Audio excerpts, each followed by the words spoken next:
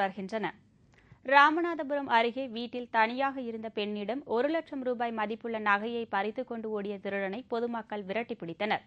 ராமநாதபுரம் பாரதி நகரை சேர்ந்தவர் பாஸ்கரன். இவரது மனைவி சித்ரா. இவர் வீட்டில் தனியாக இருந்தார். அப்போது அங்கு வந்த 2 பேர் அவரது வீட்டுக்குள் புகுந்து சித்ராவின் கழுத்தில் கிடந்த தங்க நகையை பறித்துக் கொண்டு ஓடினர். உடனே சித்ரா கூச்சல் போடவே அந்த பகுதி மக்கள் துணிச்சலுடன் திருடர்களை விரட்டிச் சென்றனர். திருடர்கள் இருவரும் பிடிபட்டனர். பின்னர் நகை பறித்த 2 பேரையும் பொதுமக்கள் காவல் நிலையத்தில் ஒப்படைத்தனர். போலீசார் அவர்கள் இருவரையும் கைது செய்தனர். திருச்சி விமான நிலையம் அருகே 4 கோடி ரூபாய் சொத்தினை அபகரித்த முன்னாள் திமுக அமைச்சர் KN நேருவின் சகோதரர் ராமஜெயம், துணை மேயர் அன்பழகன் ஆகியோர் கைது செய்யப்பட்டு 15 நாள் காவலில் வைக்கப்பட்டனர். நில அபகரிப்பு தொடர்பாக கருணாநிதி என்பவர் அளித்த புகாரை தொடர்ந்து வழக்கு பதிவு செய்து திருச்சி காவல்துறையினர் கொட்டப்பட்டு காங்கிரஸ் பிரமுக சண்முகம், சேது, காமராஜ் உள்ளிட்ட 10 பேரை ஏற்கனவே கைது செய்து சிறையில் அடைத்துள்ளனர். இந்த வழக்கில் சம்பந்தப்பட்ட KN நேருவின் சகோதரர் ராமஜெயத்தை திருச்சி போலீசார் மீண்டும் கைது செய்து திருச்சி குற்றவியல் நீதிமன்றத்தில் ஆஜர்படுத்தினர். நீதிபதி நாகலட்சுமி ராமஜெயத்தை 15 நாள் நீதிமன்ற காவலில் வைக்க உத்தரவிட்டார். இதனையொட்டி அவர் மீண்டும் பாளையங்கோட்டை சிறையில் அடைக்கப்பட்டார். இதேபோல் சேலம் சிறையில் இருந்து துணை மேயர் அன்பழகன் மீண்டும் கைது செய்யப்பட்டு நீதிமன்றத்தில் ஆஜர்படுத்தப்பட்டு 15 நாள் நீதிமன்ற காவலில் வைக்கப்பட்டார். திருவெண்ணைநல்லூர் தனியார் மருத்துவமனையில் கொலை செய்யப்பட்ட சரண்யாவின் குடும்பத்தினரை தேமுதிக MLA L. வெங்கடேசன் நேரில் சந்தித்து ஆறுதல் கூறினார். அண்மையில் திருவெண்ணைநல்லூரில் தனியார் மருத்துவமனையில் சரண்யா என்ற ஊழியர் கொடூரமாக கொலை செய்யப்பட்டார். திருக்கோவிலூர் சட்டமன்ற உறுப்பினர் L. வெங்கடேசன் சரண்யா குடும்பத்தினரை நேரில் சந்தித்து ஆறுதல் கூறினார். அவர்களது குடும்பத்தினருக்கு நிதி உதவி வழங்கினார். இந்த கொலை சம்பவத்துக்கு நீதி விசாரணை வேண்டும் என்று ஆர்ப்பாட்டம் நடத்திய சரண்யா குடும்பத்தினர் மீது போலீசார் தடியடி நடத்தியதற்கு கண்டனம் தெரிவித்தார். லஞ்சம் வாங்கியதாக குடிநீர் வடிகால் வாரிய நிர்வாக பொறியாளர் கைது செய்யப்பட்டுள்ளார்.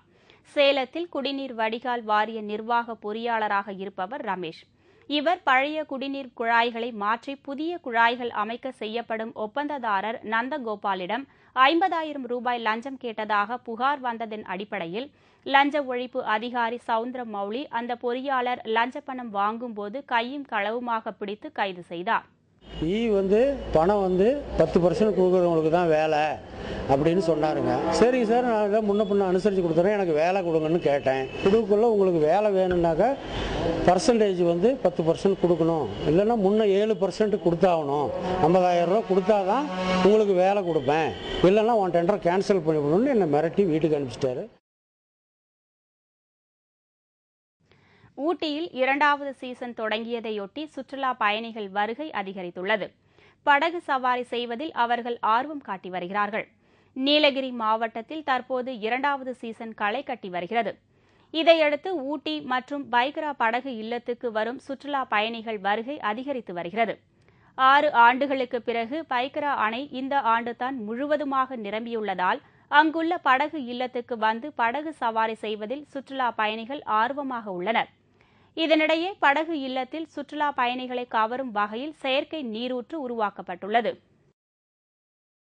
வன உயிரின வார விழா நடைபெறுவதையொட்டி பள்ளி மாணவ மாணவிகளுக்கான சிறப்பு பல்திறன் போட்டி திருப்பூரில் நடைபெற்றது. திருப்பூர் மாவட்டம் ஆனைமலை புலிகள் காப்பகம் சார்பாக திருப்பூரில் உள்ள பள்ளி ஒன்றில் நடைபெற்ற பல்திறன் போட்டிகளில் 50க்கும் மேற்பட்ட பள்ளிகளில் இருந்து மாணவர்கள் கலந்து கொண்டு தங்களது திறமையை வெளிப்படுத்தினர்.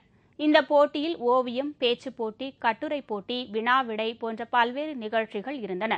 இதில் வெற்றி பெறும் மாணவ மாணவிகள் மாநில அளவில் நடைபெறும் போட்டிகளில் கலந்து கொள்ளும் தகுதி அடைவார்கள். திருப்பதியில் பக்தர்கள் தங்கும் விடுதியை ஆந்திர முதல்வர் கிரண்குமார் ரெட்டி திறந்து வைத்தார். இந்த தங்கும் விடுதியில் 408 அறைகள் உள்ளன.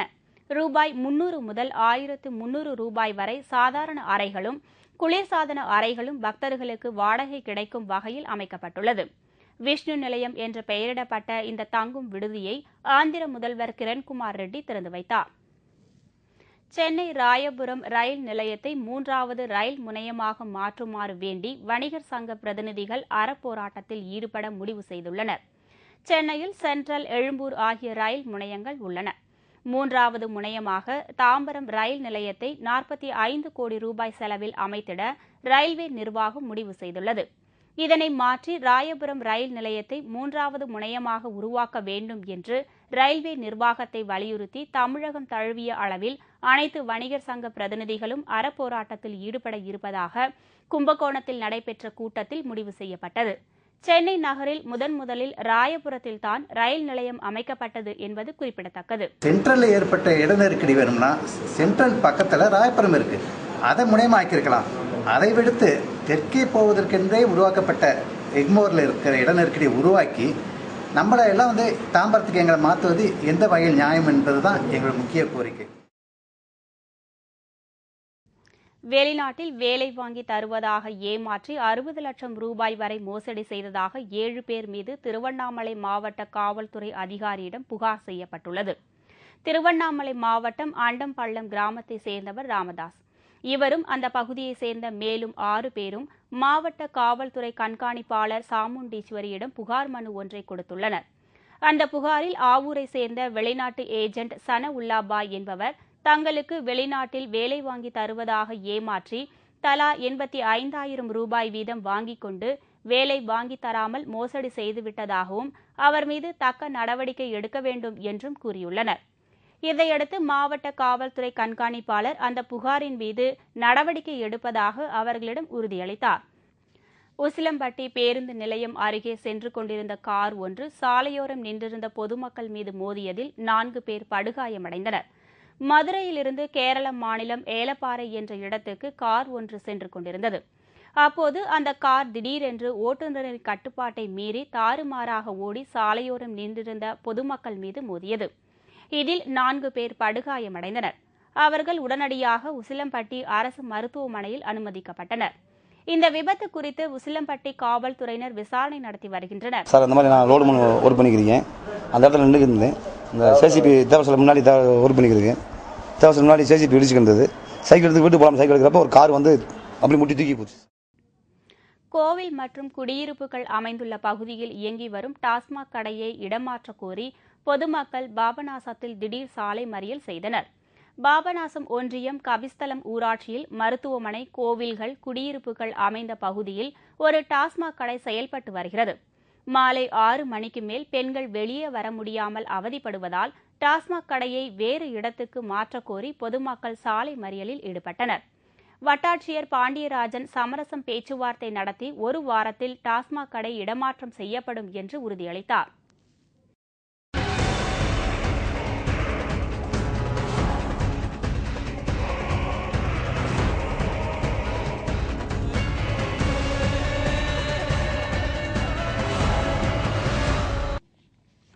அதிசயம் ஆனால் உண்மை. துள்ளி குதிப்பதும் தாவி ஏறுவதும் திடீரென்று நடக்கக்கூடியது அல்ல. இளம் வயதில் இருந்தே அதற்கென தனி பயிற்சி எடுத்து உடல் வாகை தயார் செய்தால் அடுத்தவர்களை அதிசயப்படும் வகையில் துள்ளி குதிக்கலாம், தாவி பாயலாம், குட்டிக்கரணம் அடிக்கலாம். இதோ இந்த வீர வாலிபரை பாருங்கள். அவரது செயல்கள் அதிசயமாக இருக்கிறது அல்லவா?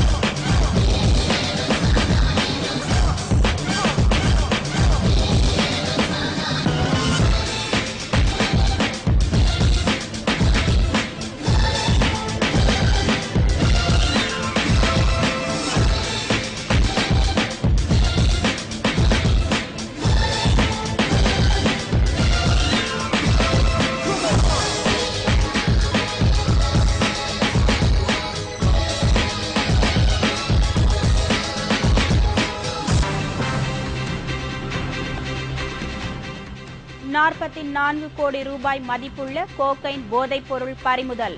கொலம்பியாவை சேர்ந்த 4 பேர் கைது. விவரம் இடைவேளைக்கு பிறகு.